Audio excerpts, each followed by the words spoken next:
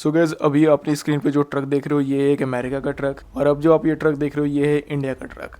तो दोनों ही ट्रक है, दोनों में ही सामान कैरी होते हैं, दोनों ही ट्रांसपोर्ट के काम यूज़ होते हैं, लेकिन दोनों में डिफरेंस क्या है? तो बहुत सारे डिफरेंस। आज के इस वीडियो में बहुत कुछ आपको जानने को मिलेगा, और सबसे ज़्यादा आपको इस बात पे फोकस मैं करने की कोशिश करूँगा कि भाई इंडिया की जो ट्रक है वो इतने स्लो क्यों है। स्लो से मेरा मतलब है कि अगर आप इंडिया के कोई भी ट्रक को देखोगे या ट्रेलर को देखोगे या लॉरी किसी को भी देखोगे, घाट सेक्शन में देखो या फिर कोई भी इंक्लाइन वाली जगह में देखो, तो इनका हालत ख़राब हो जाता है। मतलब ये चढ़ने की कोशिश ही नहीं करते हैं। बहुत बार तो ऐसा होता है कि ये घाट पे ही आके बंद हो जाते हैं, बंद भी हो जाते हैं, पीछे ट्रैफिक भी लग जाता है, और इनका जो इंजन है वो सिर्फ आवाज़ करता है लेकिन चढ़ नहीं पाता है। सो इस वीडियो में आपको बहुत कुछ जानने को मिलेगा, तो वीडियो को एंड तक जरूर से देखिएगा, और चैनल को सब्सक्राइब नहीं किया तो मैं रिक्वेस्ट करता हूँ प्लीज़ सब्सक्राइब भी कर लीजिएगा। सो गाइस, अगर इंडिया का ट्रांसपोर्ट सेक्टर देखा जाए तो ये काफ़ी बड़ा सेक्टर है, इसमें बहुत सारे प्लेयर्स भी हैं, और अभी गवर्नमेंट भी काफ़ी कोशिश कर रही है कि जो अपनी ट्रांसपोर्टेशन सिस्टम है, जो कि एक लॉजिस्टिक्स और सप्लाई चेन का नेटवर्क है, उसको और ज़्यादा एफिशिएंट बनाया जाए। उसके लिए नए नए प्रोजेक्ट्स भी ला रही है, जैसे कि Bharatmala project, dedicated freight corridor, तो बहुत कुछ प्रोजेक्ट्स भी गवर्नमेंट की तरफ से ला रही गई है। लेकिन अगर हम लोग स्पेशली ट्रक के बारे में बात की जाए तो आप लोगों को पता होगा कि इंडिया में सबसे ज़्यादा ट्रक चलती है टाटा मोटर्स की, अशोक लेलैंड की, आइशर की, भारत बेंज की भी ट्रक आपको देखने को मिलती है, महिंद्रा की भी मिलती है, SML, ईसुजू की भी मिलती है ट्रक्स। लेकिन ज़्यादा ट्रकें आपको मिलेंगी टाटा और अशोक लेलैंड की, और अभी आइशर भी मार्केट में आ गई है। अशोक लीलैंड 14 टायरा शानदार तेज घाट चढ़ाने प्रयास, ये गाड़ी का RPM टूटा। सो गाइस, इस वीडियो को मैंने कुछ पार्ट्स में डिवाइड किया है, जिसकी वजह से आपको ज़्यादा बेटर समझ में आ गया कि इंडिया की ट्रक इतने स्लो क्यों है। लेकिन कभी आप लोग गौर करिए कि अगर आप लोग किसी ट्रक के पीछे चल रहे हो और वो जो ट्रक है वो मात्र 20-30 kmph की स्पीड पे चल रहा है, और कंटिन्यूसली आप हॉर्न बजाए लेकिन वो ट्रक आपको पास नहीं दे रहा है। वो पास दे भी कैसे, क्योंकि वो ट्रक जो खुद है वो खुद में ही इतना स्लो है कि वो पास देने के लायक भी अब नहीं रह चुका है। तो इसमें जो सबसे पहला रीज़न आता है वो है इंजन पावर और लोड का। इंडिया की जो ट्रकें होती है उनमें अगर आप BHP देखोगे, जिसको हम लोग पावर बोलते हैं, वो काफ़ी कम होती है। लगभग अगर आप छोटे साइज़ों की ट्रक देखोगे तो आपको 130 BHP, और बड़े साइज़ों की ट्रक देखो तो 250 BHP, और ज़्यादा से ज़्यादा आपको 300 BHP तक की ट्रकें देखने को मिलेगी। टॉर्क आपको किसी किसी में 1000 Nm से ज़्यादा देखने को मिल जाता है, वो भी ट्रेलर अगर बॉडी है तभी मिलेगा। ये तो इंडिया की जो ट्रकें होती हैं उनमें मैक्स टू मैक्स आपको 130 से 250 BHP का ही पावर देखने को मिलता है। अब जो ट्रकें हैं वो 20, 30, 40 टन का माल पुल कर रही है, लेकिन उसमें 250 BHP पावर होगी तो कैसे चलेगी। 250 BHP तो आजकल आपको नॉर्मल 20 से 30 लाख वाली गाड़ियों में भी देखने को मिल जाती है। 20 से 30 लाख वाली गाड़ियों में अगर आप XUV 700 लोगे तो उसमें आपको 201 BHP का पावर देखने को मिल जाएगा, और अगर आप 20 लाख में वरना लोगे तो उसमें आपको 150 BHP की पावर देखने को मिल जाएगी। तो अगर पावर की बात की जाए तो इंडिया की ट्रकों में लिटरली जो हॉर्स पावर है वो काफ़ी कम रखी गई है। टाटा की भी जो ट्रक्स है जिसमें कि कमिंस का इंजन आता है, उनमें भी आपको 300 BHP का ही पावर मिलेगा। लेकिन 300 BHP 12 चक्का, लेकिन 300 BHP 16 चक्का, 18 चक्का, 22 चक्का जो टायर्स होती है उनको खींचने के लिए इनफ तो होता है, लेकिन इनफ लोड को खींचने के लिए इनफ नहीं होता है। अब इंडिया में ट्रकें भी बहुत डिफरेंट टाइप्स की आती है, जैसे कि आपको LCV मिलेगी, लाइट कमर्शियल व्हीकल, HCV मिलेगी, हैवी कमर्शियल व्हीकल, फिर MGV मिलेगी, मीडियम कमर्शियल व्हीकल। तो काफ़ी सारे सेगमेंट भी हैं, अभी आपको अपनी स्क्रीन पर दिख रही होगी।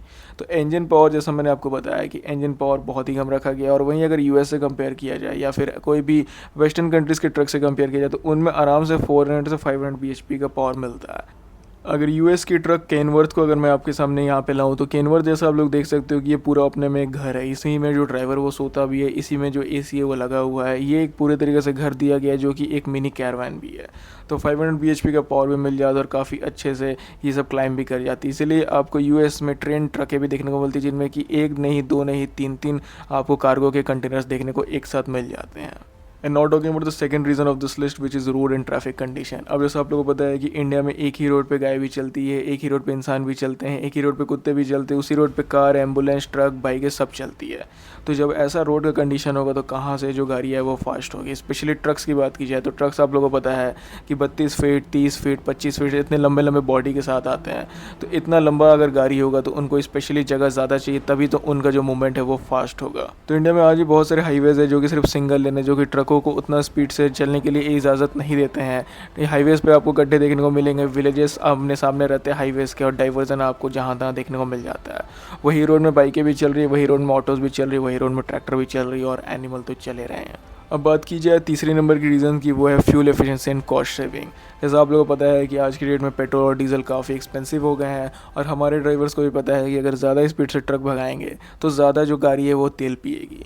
तेल पीने से मेरा मतलब है कि नॉर्मली अगर गाड़ी 40-50 की स्पीड से चलती है तो गाड़ी अच्छा माइलेज देती है, चाहे वो बाइक हो, कार हो या ट्रक हो। लेकिन वही अगर हाई आरपीएम पे चलती है, हाई स्पीड पे चलती है, तो जो ट्रकें हैं या फिर कोई भी गाड़ी है वो ज़्यादा तेल कंज्यूम करने लगती है।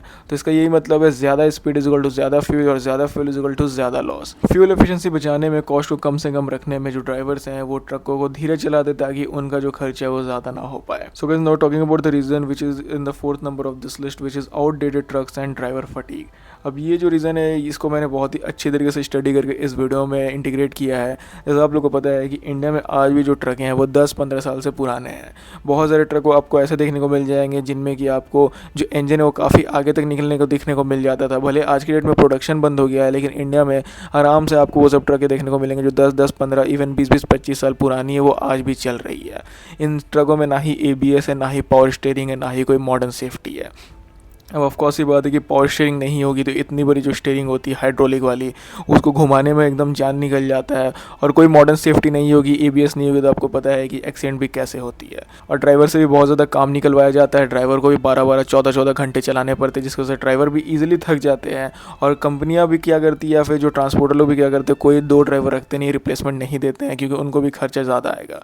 वहीं US में ज़्यादा से ज़्यादा ड्राइवर्स 8 घंटे चला लेते हैं, ज़्यादा से ज़्यादा 10 घंटे चला ले, लेकिन 12-14 घंटे तो कोई भी ड्राइवर काम नहीं करता है। तो ड्राइवर की थकान हो गई। ट्रकें बहुत पुराने हैं, कोई भी ट्रक में अभी न्यू फीचर्स है नहीं। हाँ, आजकल जो न्यू ट्रक्स आ रहे हैं उनमें काफ़ी फीचर्स है, लेकिन जो पुराने ट्रक रोडों पे दौड़ रहे हैं उनमें तो कोई फीचर्स नहीं है।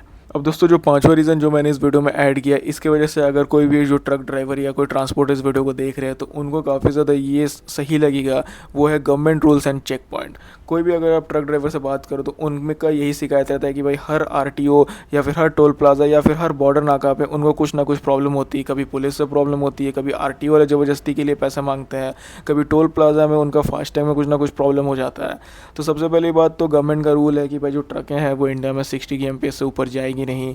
टोल प्लाजा में कुछ ना कुछ लफड़ा हो जाता है, क्योंकि हर ट्रकों का अलग अलग रेट सेट किया गया है। RTOs भी हर स्टेट की अलग अलग नौटंकी करते हैं कि इतने पैसे चाहिए, उतने पैसे चाहिए। और ट्रक जो भी ओवरलोड होते हैं उनके साथ तो गलती होती है, लेकिन जो ट्रक सही से भी जाते हैं उनके साथ भी वही चीज़ें होती है जो कि ओवरलोडेड ट्रक के साथ होती है। स्टेट बॉर्डर पर भी ट्रकों को बहुत ज़्यादा अपने सामानों की चेकिंग करानी पड़ती है, और ये सब मैनुअली होती है, जिसकी वजह से काफ़ी ज़्यादा टाइम का लॉस हो जाता है। And not talking about the final reason of this video which is no dedicated freight corridor. तो गाइस, जैसा कि मैंने आपको सेकंड नंबर पे जो रीज़न थी उसके बारे में बताया कि ट्रकें वहीं चल रही हैं जहाँ पे इंसान चल रहे हैं, जानवर चल रहे हैं, गाड़ी चल रही है, बाइक, ट्रैक्टर सब चल रही है। तो ट्रक के लिए कोई स्पेशल फ्राइट कॉरिडोर है ही नहीं, तो भाई ट्रक कहाँ चले। ट्रक भी वहीं चलेगी जहाँ पे नॉर्मल इंसानियों की गाड़ियाँ चल रही है। अब नॉर्मल गाड़ियाँ, बाइक, कार, टेम्पो तो इधर उधर से निकल जाती है, लेकिन ट्रकों को निकलने के लिए काफ़ी ज़्यादा जगह चाहिए।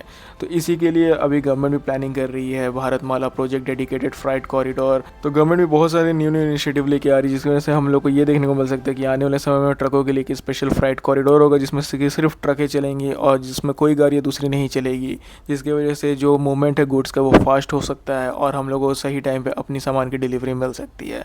जैसा कि आप लोगों ने मेट्रो सिटी में देखा होगा कि बसों के लिए स्पेशल लेन होती है, तो वैसे ही ट्रकों के लिए स्पेशल लेन होना बहुत ज़्यादा ज़रूरी है। तो इस वीडियो को देखने के बाद अगर आप कोई भी ट्रक वालों पे अपना गुस्सा निकालते हो या फिर कोई भी ट्रांसपोर्ट सिस्टम को कोसते हो, तो सिर्फ उसमें ड्राइवर या फिर ट्रक को नहीं बोलना है, पूरा का पूरा कहीं ना कहीं सिस्टम भी इसी में मिला हुआ है।